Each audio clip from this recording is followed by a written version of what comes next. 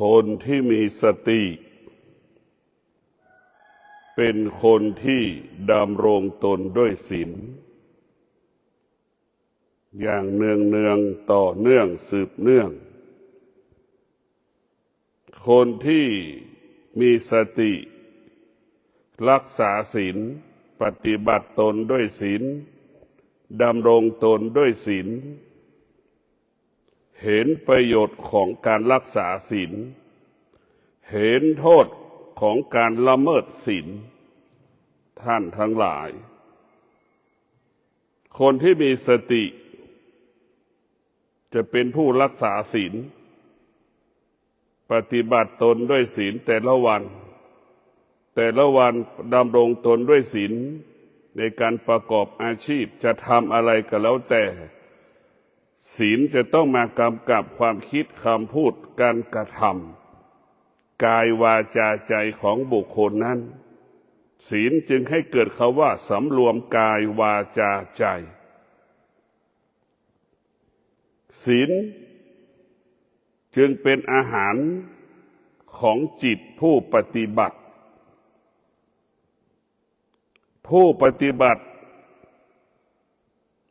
มีสติรักษาศีล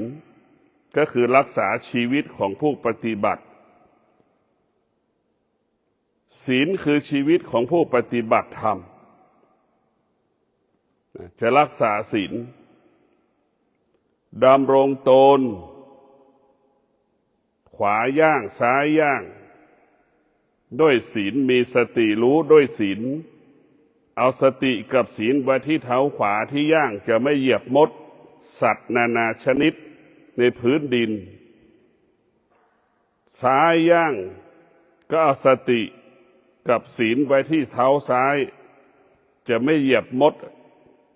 หรือสัตว์นานาชนิดมีสติรักษาศีลเรามีสติคนที่มีสติจะเป็นคนที่รักษาศีลเอาศีลไว้ที่จิตเอาศีลไว้ที่ตาเอาศีลไว้ที่ตาอีกเห็นวัตถุสิ่งของมีค่าต่างๆก็ไม่เก็บไม่ใช่ของเราก็จะคิดว่าไม่ใช่ของเราเป็นของบุคคลอื่นมีสติรักษาคนที่มีสติจะเป็นคนที่รักษาศีลคนที่รักษาศีลจะไม่หยิบเอาวัตถุสิ่งของบุคคลอื่นๆที่ตกตามพื้นก็ดีอยู่ตามสถานที่ต่างๆก็ดีรู้ว่าไม่ใช่ของเราคิดว่าเจ้าของเขาคงจะกลับมาหาอันนี้แหละคือคนที่มีสติก็จะมีสติรู้สึกตัวอยู่ตลอดเวลาคือศีลศีลห้าก็อยู่ในตัวของเราหมดเลยทั้ง5 ข้อจะทำให้ครอบครัวอบอุ่นศีลคนที่มีสติจะทำให้ครอบครัวนั้นอบอุ่นมีความสุขจะทำให้คนทุกคนรอบๆตัวเรานั้นมีความอบอุ่นและมีความสุขจะทำให้คนทุกคนเกิดสมานสามัคคีกันรอบๆตัวเราที่เราอยู่นี่คือคนที่มีศีลคนที่มีสติจะเป็นคนที่มีศีลจะทำให้เกิดคำว่าสามัคคีกันทำให้คนรอบๆเรามีชีวิตที่มั่นคงมีชีวิตที่ปลอดภัยทำให้คนในรอบตัวเรานั้นเป็นคนที่มีคุณภาพเป็นคนที่มีประสิทธิภาพเพราะฉะนั้นเนี่ยคืออานุภาพของศีลคนที่มีสติจึงเห็นประโยชน์ของศีลศีลนั้นจะเป็นผู้ที่สร้างประโยชน์ให้กับชีวิตและครอบครัวอาชีพหน้าที่ประโยชน์มหาศาลถ้าเป็นชาวบ้านรักษาศีลนี่ชาวบ้านก็จะเกิดคำว่าความสุขครอบครัวก็มีความสุขอันนี้แหละคือศีลครอบครัวนั้นก็จะอยู่ด้วยกันและอบอุ่นนี่แหละศีลเป็นประโยชน์ทำให้เกิดคำว่าความสุขและอบอุ่นจึงเกิดคำว่ากินเป็นสุขนอนเป็นสุขตื่นเป็นสุขทำงานเป็นสุขนี่แหละคือประโยชน์ของศีลตรงกันข้ามคนที่ขาดสติก็จะเป็นคนที่ล่วงละเมิดศีลตลอดเวลา เบียดเบียนชีวิตบุคคลอื่นเบียดเบียนทรัพย์สมบัติบุคคลอื่น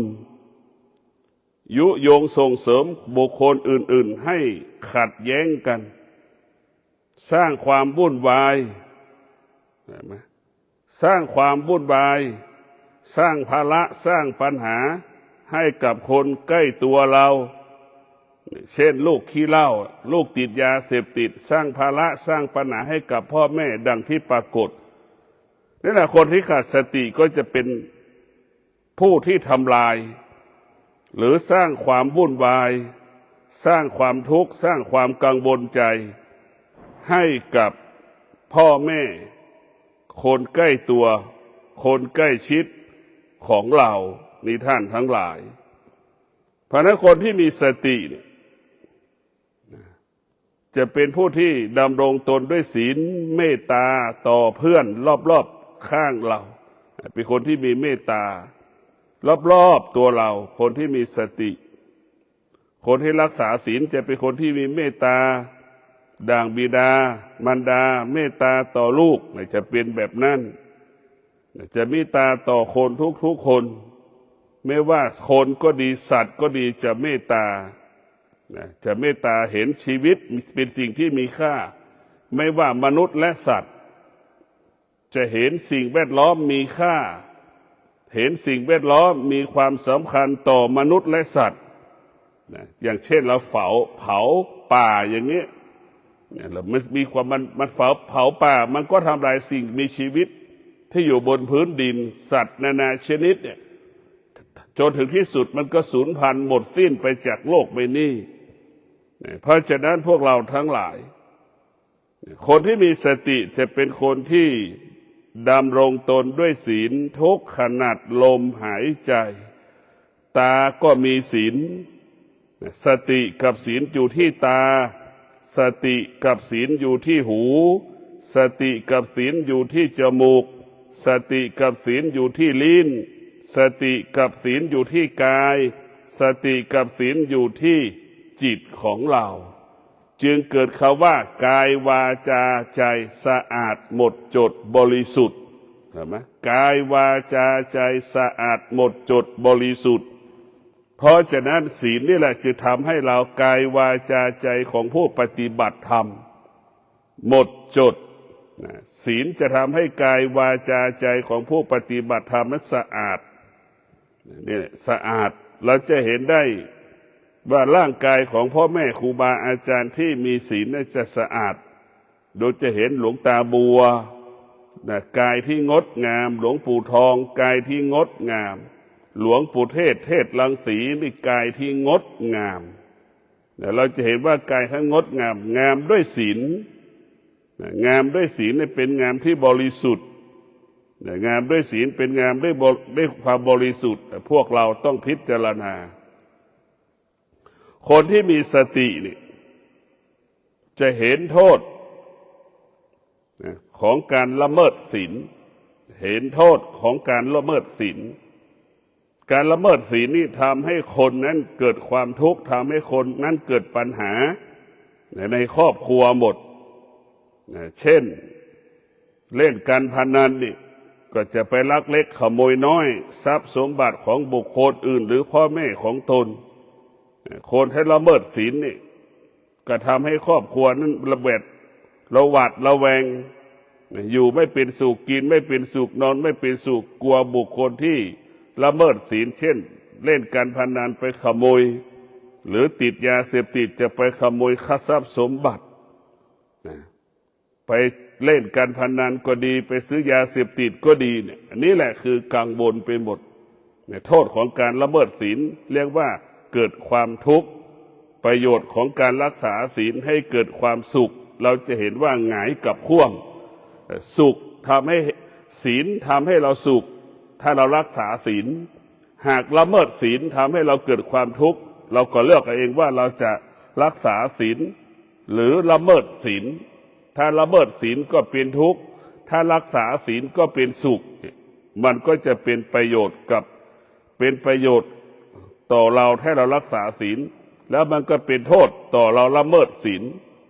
คนที่ติดคุกเป็นคนที่ละเมิดศีลทั้งหมดคนที่อยู่นอกคุกก็เป็นคนที่ล่วงละเมิดศีลยังไม่ถึงความรุนแรงแห่งการล่วงละเมิดศีลถ้าละเมิดศีลรุนแรงเมื่อไหร่ก็จะไปอยู่ในคุกทันทีเพราะฉะนั้นพวกเราทั้งหลายเมื่อเราดำรงตนด้วยศีลแล้วเนี่ยความอยากมันหยุดความอยากในตัวมันเองอะไรที่เป็นความอยากจากศีลห้าข้อที่หนึ่งอะไรที่เกิดความอยากจากศีลห้าข้อที่สองความอยากเกิดจากการศีลห้าข้อที่สามที่สี่ที่ห้านี่มันจะไม่เกิดถึงแม้จะเกิดมันจะมีสติควบคุมมีสติควบคุมไม่ให้ความอยากนั้นรุนแรงขึ้นพวกเราทั้งหลายคนที่มีสติจะหยุดความอยากเกิดจากการล่วงละเมิดศีลได้มันหยุดความอยากไม่ให้เราละเมิดศีลคนที่มีสติเนี่ยมันจะควบคุมความอยากได้อยากมีอะไรที่เกิดจากการล่วงละเมิดศีลเนี่ยมันจะไม่ทำส่วนมากคนที่ขาดสติก็จะเป็นผู้ที่ละเมิดศีลการได้มาซึ่งฐานะตำแหน่งของข้าราชการเจ้าหน้าที่องค์กรของรัฐ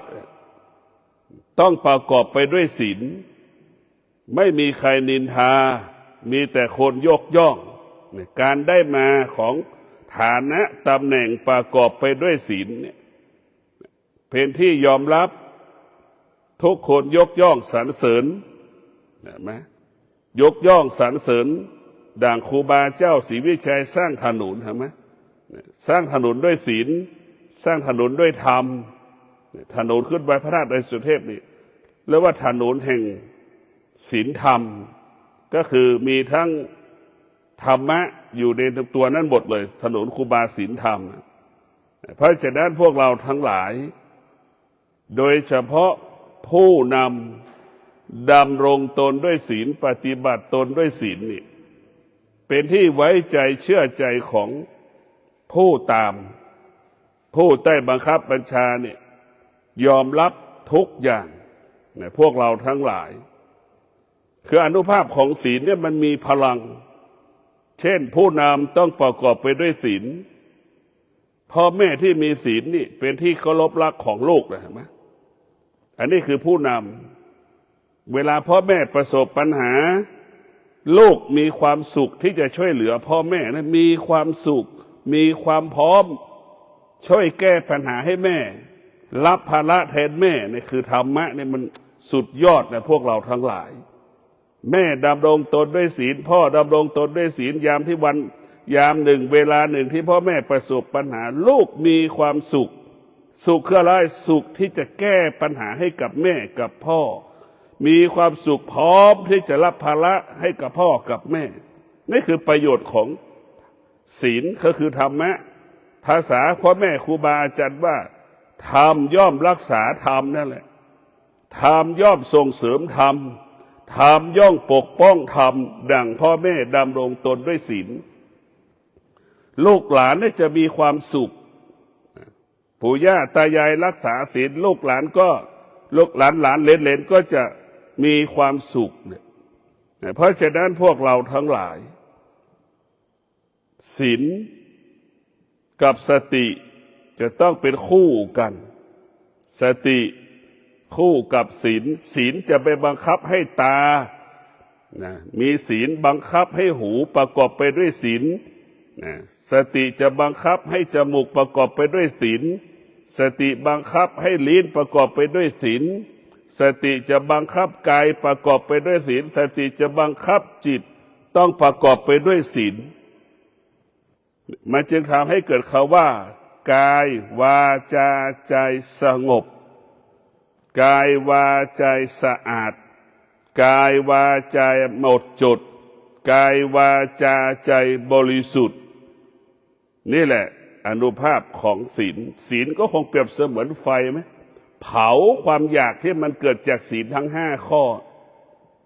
เผาความอยากให้หมดสิ้นเหมือนเราไปหลอมทอง 100%ศีลก็คงเปรียบเสมือนไฟที่เอาไปหลอมทองค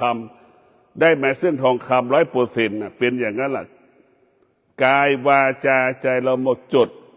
เหมือนทองคำ100%เป็นเช่นนั้นคนที่มีสติฝึกฝนจิตให้มีสมาธิฝึกฝนจิตให้จิตมีสมาธิให้จิตเกิดสมาธิดำรงตนด้วยสมาธิดำเนินชีวิตประกอบอาชีพด้วยสมาธิคนที่มีสติจะเป็นคนที่มีสมาธิสติกับสมาธิจะกำกับกำหนดควบคุมการดำรงตนการดำเนินชีวิตทุกขนาดลมหายใจด้วยสมาธิคนที่มีสติเป็นคนที่มีสมาธิใช้สมาธิ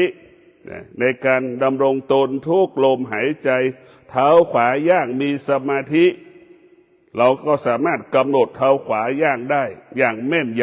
ำเท้าซ้ายย่างเราก็มีสติกับสมาธิกำหนดเท้าซ้ายย่างได้อย่างแม่นยำเราจะยกส้นเราก็กำหนดได้แม่นยำนี่แหละคือสติสมาธิเราจะยกเท้าขึ้นก็มีสติรู้ด้วยสมาธิตลอดเวลาเราจะวางกลางอากาศวางเท้าลงก่อนจะถึงพื้นมีสติมีสมาธิรู้แม่นยำปลายเท้าเหยียบพื้นรู้ส้นเท้าวางพื้นรู้เราจะรู้อย่างมีสติสมาธิจะมีประโยชน์คนที่มีสติสมาธิเป็นคนได้เปรียบกว่าคนที่ไม่มีสติไม่มีสมาธิคนที่มีสติกับคนที่มีสติมันจะต้องมีสมาธิสติสมาธิเกิดขึ้นกับบุคคลใดบุคคลพวกนั้นคิด100 ครั้งก็สำเร็จ100 ครั้งพูด100 ครั้งก็สำเร็จ100 ครั้งทำการใดๆสัก100 ครั้ง10,000 ครั้งก็สำเร็จ100 ครั้ง10,000 ครั้งเนี่ยสติสมาธิมันจึงต้นกำเนิดคำว่ายั่งยืนยั่งยืนยั่งยืนยั่งยืนดังพระพุทธเจ้าไปอบรมสั่งสอนกับพูดความจริงนะสติสมาธิคือความจริงสติสมาธิก็คือความจริงนะขยายผลไปทั่วโลกคำสอนของพระพุทธเจ้า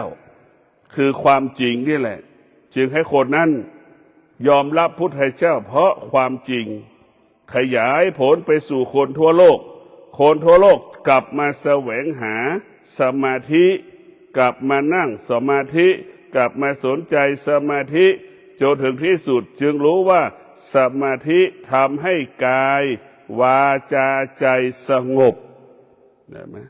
สมาธิสติสมาธิทำให้กายวาใจเรานิ่งสติสมาธิทำให้กายวาจาใจเราว่างแต่ว่างจากศีลทั้ง5 ข้อและก็อยู่เหนือศีลทั้งอยู่เหนือศีล5 ข้ออีกว่างจากศีลและก็อยู่เหนือศีลอีกนะเพราะฉะนั้นพวกเราทั้งหลายคนที่มีสติจะเป็นคนที่ฝึกจิตให้มีสมาธิเอาสมาธิไปควบคุมกายวาจาใจในการดำเนินชีวิตในการปฏิบัติธรรมในการประกอบอาชีพคนที่มีสติก็เห็นประโยชน์ของสมาธิถ้าเป็นภาษาหมอว่าคนที่มีสมาธิเป็นคนที่มีสุขภาพดีนอนด้วยสมาธิก็นอนด้วยสุขนอนด้วยสมาธินอนแล้วอายุยืนนอนด้วยสมาธิอายุยืนนอนแล้วไม่มีอดีตไม่มีอนาคตเพราะเอาสมาธิไปกำหนดลมหายใจเข้ากำหนดลมหายใจออกที่จมูกก็ดีที่ท้องก็ดีท้องหายใจเข้าหายใจออกมันรู้นี่แหละพวกเราทั้งหลายคนที่มีสติจะเห็นประโยชน์ของสมาธิแล้วก็จะเห็นโทษการไม่มีสมาธิคนที่มีสมาธินั้นจะเป็นคนที่ละเอียดเป็นคนที่มีระเบียบเป็นคนที่มีวินัยเป็นคนที่เสมอต้นเสมอปลายคนที่มีสมาธิจะเป็นคนที่ละเอียดระเบียบเพราะฉะนั้นพวกเราทั้งหลายคนที่มีสมาธิคิดก็สำเร็จตั้งแต่คิดพูดก็สำเร็จตั้งแต่จะพูด ทำการใดๆก็สำเร็จตั้งแต่คิดทุกอย่างสำเร็จเรียกว่าภาษาเศรษฐศาสตร์ว่าคนที่มีสมาธิก็คือลดต้นทุนและเป็นการเพิ่มทุนในตัวมันเองนะคนที่มีสมาธินั้นจะไม่มีอดีตไม่มีอนาคตอยู่กับปัจจุบันนะอยู่กับปัจจุบันจึงทำให้เรานั้นชนะเพราะเราอยู่กับปัจจุบันสำเร็จเพราะเราอยู่กับปัจจุบันสำเร็จผลเพราะเราอยู่กับปัจจุบันคนที่มีสติเนี่ยจะเป็นคนที่มีสมาธิใช้สมาธิกำกับตาหูจมูกลิ้นกายใจคนที่มีสติใช้สมาธิไปกำกับเท้าขวาเท้าซ้ายอวัยวะทุกส่วนมือขวามือซ้ายก้นจะถูกพื้นเราก็รู้สึกตัวตลอดให้มีสมาธิแบบนั้นแหละรู้ว่าก้นจะถึงพื้นคนที่มีสติท่านทั้งหลายคนที่มีสติมันก็จะเป็นคนที่ให้ทานเสมอแก่ผู้ทรงศีลคนที่มีสติจะเป็นคนที่ให้ทานเสมอไม่มากก็น้อยเสมอจะไม่เห็นความสำคัญของวัตถุสิ่งของว่ามันมากหรือมันน้อยแต่จะเห็นความสำคัญของจิตที่เสียสละการให้ทานเสมอนี่สำคัญที่สุดน้อยก็ไม่มีค่าสำหรับผู้ที่ให้ทานให้ผู้ที่มีสติฝึกจิตเพราะนั้นมากของผู้ให้ทานก็คือให้มีสติรักษาจิตให้จิตมีสติรู้ว่าให้ทานแก่ผู้ทรงศีลให้ทานแก่ผู้ที่อดอยากลำบากยากจนคนพิการคนอนาถาเช่นผู้ป่วยติดเตียงเราจะให้ทานกับคนกลุ่มนี้นี่แหละคือการคนที่มีสติจะเห็นความทุกข์ของบุคคลอื่นเห็นไหมเห็นความทุกข์ของบุคคลอื่นอีกจึงสละสิ่งที่มีอยู่ให้กับบุคคลอื่นประทังชีวิตเป็น1 วัน 2 วัน 3 วันนี่แหละคือเป็นสิ่งที่ประเสริฐดังท่านทั้งหลายเอาข้าวใส่บิณฑบาตพระแต่ละรูปนั่นแหละเหมือนเราใส่ข้าวบิณฑบาตยามใดพระบิณฑบาตเราก็ใส่ไปไม่จำเป็นต้องมีข้าวหมดไม่จำเป็นต้องมีแกงมีกับมีสิ่งไหนที่คิดว่าเป็นประโยชน์ต่อพระบิณฑบาตเราก็ให้ท่านไปใส่บาตรไปการใส่บาตรก็คือการสลัดชำระความตณีสลัดเราจะไม่สะสมวัตถุสิ่งของต่างๆถ้าเราไม่อาศัยบาตรเราก็สะสมวัตถุสิ่งของต่างๆนี่เราต้องมีสติให้ทานเสมอแก่คนยากจนคนพิการคนอนาถาผู้ป่วยติดเตียงผู้ทรงศีลเนี่ยเราต้องทำตลอดนี่คือเป็นการฝึกจิตให้จิตอยู่ในคุณแห่งความดีเสมอนะพวกเราทั้งหลายคนที่มีสติก็ฝึกฝนจิตให้จิตเราใช้ความอดทนให้จิตเกิดความอดทนให้จิตมีความอดทนให้จิตใช้ความอดทนการดำเนินชีวิตของเราการประกอบอาชีพของเราการปฏิบัติของเราจะต้องอาศัยความอดทนความอดทนจึงเป็นต้นกำเนิดคำว่าสำเร็จความอดทนจึงเกิดคำว่าอดทนชนะสำเร็จอดทนชนะสำเร็จเราจะแก้ปัญหาก็เพราะว่าเรามีความอดทนเราจะแก้ปัญหาก็ชนะสำเร็จเรามีความอดทนเราจะพัฒนาสิ่งใดๆก็ชนะสำเร็จดังหลวงปู่มั่นใช้ความอดทนบำเพ็ญเพียรหลวงปู่มั่นจึงได้บรรลุธรรมเห็นธรรมเพราะความอดทนครูบาเจ้าศรีวิชัยสร้างพระธาตุดอยสุเทพบรรพชนสร้างถนนขึ้นดอยสุเทพก็เพราะความอดทนนี่แหละจึงเกิดคำว่าสำเร็จพ่อแม่ครูบาอาจารย์ทุกรูปทุกคนใช้ความอดทนนี่แหละจึงเกิดคำว่าสำเร็จความอดทนอยู่ในร่างกายของพ่อแม่ใช้ความอดทนพ่อแม่มีความอดทนในการประกอบอาชีพพ่อแม่จึงประสบความสำเร็จในการเลี้ยงลูกเลี้ยงครอบครัวประสบความสำเร็จเพราะความอดทนเห็นไหมลูกทุกคนก็ใช้ความอดทนในการประกอบอาชีพมาเลี้ยงพ่อเลี้ยงแม่เห็นไหมลูกความอดทนจะให้เกิดคำว่าสำเร็จในการเลี้ยงพ่อเลี้ยงแม่ ใช้ความอดทนประสบความสำเร็จเกิดให้ว่าสำเร็จได้มาซึ่งทรัพย์สมบัติเกิดจากความอดทนมันจะเป็นของบริสุทธิ์หมดจดลูกมีความอดทนก็สำเร็จในการเลี้ยงพ่อเลี้ยงแม่นี่คือความอดทนมันเป็นประโยชน์ความอดทนหยุดความอยากเราได้หยุดความรู้สึกเราได้คนที่มีสติจะเป็นคนที่มีความอดทนฝึกความอดทนใช้ความอดทนอยู่กับความอดทนต่ออารมณ์ความรู้สึกจะพอใจก็อดทนไม่พอใจก็อดทนจะหยุดความรู้สึกที่เรารู้สึกได้ก็เพราะความอดทนจะหยุดความรู้สึกได้เรียกว่าความอดทนจะหยุดอารมณ์ของอนิจจังความอดทนจะหยุดอารมณ์ของเวทนานั้นได้นี่แหละคือความอดทนจะไปหยุดความอดทนเปรียบเสมือนรั้วใช่ไหมเมื่อเรามีความอดทนแล้วนี่มันก็เหมือนอะไรที่เหมือนงัวเหมือนควายพอมาเจอรั้วมันจะเข้าไม่ได้เวทนาทั้งหลายอนิจจังทุกขังอนัตตาทั้งหลายก็เหมือนงัวเหมือนควายมันจะเข้ามาไม่ได้เมื่อเรามีความอดทนความอดทนก็เหมือนรั้วมันไม่สามารถจะเข้ามาได้ความอดทนคือกำแพงคนอารมณ์ของเวทนาความรู้สึกอารมณ์ของเวทนาก็ดีมันก็ไม่สามารถเข้ามาสู่จิตใจเราได้ถ้าเรามีสติกับความอดทนเรามีสติมีความอดทนอารมณ์ของอนิจจังทุกขังก็เข้ามาไม่ได้มันเป็นถึงกำแพงเมื่อเรามีสติมีความอดทนอารมณ์ของราคะก็เกิดขึ้นไม่ได้อารมณ์ของกิเลสก็เกิดขึ้นไม่ได้อารมณ์ของความโลภความโกรธความหลงก็ปรากฏขึ้นไม่ได้เพราะเรามีสติกับความอดทนก็คือกำแพงอารมณ์เหล่านั้นเหมือนงัวเหมือนควายไม่สามารถเข้ามาสู่พื้นที่ที่เขาล้อมรั้วได้นี่แหละคือความอดทนพวกเราทั้งหลายเรามีสติเราจะต้องมีสติฝึกฝ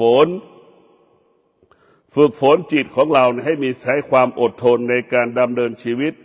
คนที่มีสติก็จะเห็นประโยชน์ของความอดทนว่าความอดทนนั้นมีประโยชน์มหาศาลดังพระพุทธเจ้าได้เป็นพระพุทธเจ้าเพราะความอดทนพระอรหันต์ได้เป็นพระอรหันต์เพราะความอดทนการเป็นพ่อเป็นแม่ที่ดีของลูกก็เพราะความอดทนพ่อแม่เลี้ยงลูกประสบความสำเร็จเพราะความอดทนนี่แหละลูกเลี้ยงพ่อเลี้ยงแม่ประสบความสำเร็จเพราะความอดทนนี่แหละคือความอดทนนั้นมีประโยชน์เกิดประโยชน์เรียกว่าธรรมเกื้อกูลสัตว์โลกธรรมะของพระพุทธเจ้าในเกื้อกูลสัตว์โลกเป็นประโยชน์ต่อโลกเป็นประโยชน์ต่อคนทั้งโลกเพราะฉะนั้นพวกเราทั้งหลายคนที่มีสติจะฝึกฝนให้จิตมีวิริยะภาคเพียรให้มีวิริยะภาคเพียรดังหลวงปู่มั่นก็มีสติฝึกฝนจิตให้เกิดวิริยะภาคเพียรหลวงปู่ได้บรรลุธรรมก็เพราะสติมีวิริยะภาคเพียรนี่แหละจิตมีวิริยะภาคเพียรจนถึงที่สุดหลวงปู่มั่นก็ได้บรรลุธรรมเห็นธรรมเพราะวิริยะภาคเพียรถ้าเป็นมนุษย์ให้เป็นนักบริหารก็เรียกว่าผู้บริหารจะประสบความสำเร็จได้เพราะวิริยะภาคเพียรพ่อแม่จะประสบความสำเร็จการแก้ปัญหาได้ก็เพราะวิริยะภาคเพียรนี่แหละวิริยะภาคเพียรเนี่ยเหมือนเป็นหลักของการต่อสู้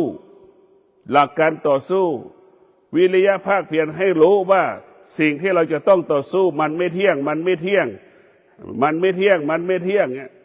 เข้าใจอยู่ว่ามันไม่เที่ยงอย่างเดียวมันจะอยู่เหนือสิ่งที่มันไม่เที่ยงนี่แหละคือวิริยะภาคเพียรก็เหมือนนักรบที่จะไปสู้รบอะไรจนถึงที่สุดมีวิริยะภาคเพียรก็ชนะในการรบแต่ชนะในสงครามนั้นวิริยะภาคเพียรได้สำคัญที่สุดจะพัฒนาสำเร็จได้ก็เพราะวิริยะภาคเพียรจะแก้ปัญหาสำเร็จได้ก็เพราะวิริยะภาคเพียรคนที่มีวิริยะภาคเพียรนั้นจะเป็นคนที่คนทุกคนยอมรับ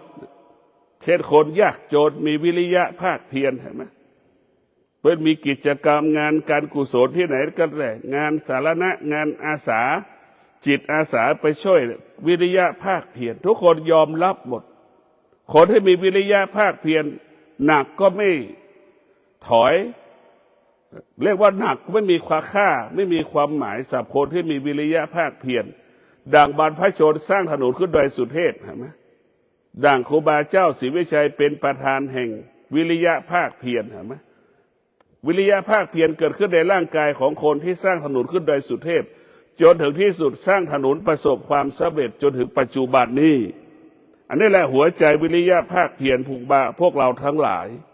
คนที่มีสติฝึกฝนจิตให้เกิดวิริยะภาคเพียร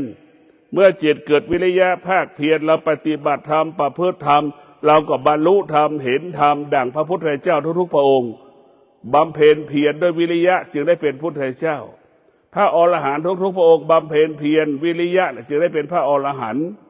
ผู้ที่จะเดินตามพ่อแม่ครูบาอาจารย์ก็ต้องเกิดวิริยะภาคเพียรอาศัยวิริยะภาคเพียรจึงเกิดคำว่าสำเร็จดั่งพ่อแม่ครูบาอาจารย์แต่ท่านทั้งหลายเรามีสติคนที่มีสติฝึกฝนจิตละความคิดละอารมณ์ละความรู้สึกอันเป็นเวทนาละอารมณ์ละความรู้สึกละความคิดอันเป็นเวทนาที่สุดอารมณ์เวทนานั้นจะดับไปในที่สุดเราฝึกจิตเราคนที่มีสติเป็นคนที่ฝึกจิตเมื่อเรามีจิตมันรู้มันก็จะละความคิดละอารมณ์ละความรู้สึกอันเป็นเวทนาที่สุดอารมณ์อเวทนาก็ดับไปสลายไปในที่สุดนี่แหละคือสิ่งที่ฝึกจิตคนที่มีสติก็ฝึกฝนจิตให้จิตเกิดอุเบกขาปล่อยอารมณ์อันเป็นอนิจจังทุกขังอนัตตาละอารมณ์อันเป็นอนิจจังทุกขังอนัตตาวางอารมณ์อันเป็นอนิจจังทุกขังอนัตตาจนถึงที่สุดอารมณ์อันเป็นอนิจจังทุกขังอนัตตาก็หมดสิ้นไปจากกายจากจิตนี่แหละพวกเราทั้งหลายอารมณ์เราปล่อยวางอารมณ์อนิจจังทุกขังอนัตตาได้เราก็จะได้บรรลุธรรมเพราะตรงนี้แหละเราปล่อยวางอารมณ์ความรู้สึกอันเป็นอนิจจังทุกขังอนัตตาได้ที่สุดอุเบกขาเนี่ยจึงดับอารมณ์อันเป็นอนิจจังไปในที่สุดฝึกจิตให้จิตเกิดอุเบกขาเมื่อจิตเกิดอุเบกขาแล้วก็เฉยปล่อยละวางอารมณ์อันเป็นอนิจจังก็เหมือนก้อนน้ำแข็งน่ะก็ให้มันละลายไปเองนั่งดูเฉยๆนั่นแหละรู้ว่าเป็นก้อนน้ำแข็งอุเบกขาอุเบกขาก็คือมีปัญญาอุเบกขาก็คือสติอยู่ในอุเบกขามันก็ปล่อยละวางอารมณ์ความรู้สึกอันเป็นอนิจจังจนถึงที่สุดอารมณ์เป็นอนิจจังก็หมดสิ้นไปจากกายจากจิตของเราในท่านทั้งหลายสติจะอยู่เป็นผู้สติเป็นหลักสติจะเป็นหลักให้กับจิตสติจะเป็นหลักให้กับกายถ้ากายกับจิตมีสติกายกับจิตนั้นจะมีความว่าสามัคคีกายกับจิตมีสติกายกับจิตก็จะเป็นเอกภาพเป็นเอกภาพเพราะฉะนั้นเราฝึกฝนจิตฝึกฝนกายให้กายกับจิตมีพลังมีอานุภาพดังช้างลากซุงให้จิตมีอำนาจให้จิตกายกับจิตมีพลังมีอำนาจดังเสือสามารถกินงัวได้เป็นตัวฆ่างัวได้เป็นตัวงัวก็เปรียบเหมือนกิเลสเราฝึกจิตให้มีพลังดังเสือธรรมะก็เปรียบเสมือนเสือเรากินงัวได้เห็นไหมกิเลสมีตัวตนก็เหมือนงัวแหละกิเลสมีตัวตนก็เหมือนหมูป่าเสือกินหมดนั่นแหละคือพลังของธรรมจะกินกิเลสฆ่ากิเลสทำลายกิเลสให้หมดสิ้นไปจากกายและจิตของเราก็ขอให้ท่านทั้งหลายมีสติรู้รักษาศีลมีสติรู้ภาวนามีสติรู้ใช้ปัญญาผู้ที่มีสติดำรงตนด้วยศีลสมาธิปัญญาจึงรักษาศีลห้าจึงรักษาจิตต้องพึ่งพาสมาธิพึ่งพาจิตนี่แหละถ้าไม่มีจิตไม่มีสมาธิ เมื่อมีสมาธิต้องมีจิตเมื่อมีสมาธิต้องมีกายเมื่อมีกายต้องมีสมาธิกายของเราเป็นบ่อเกิดแห่งธรรมธรรมที่แท้จริงเกิดขึ้นที่กายกับจิตขอเจริญพร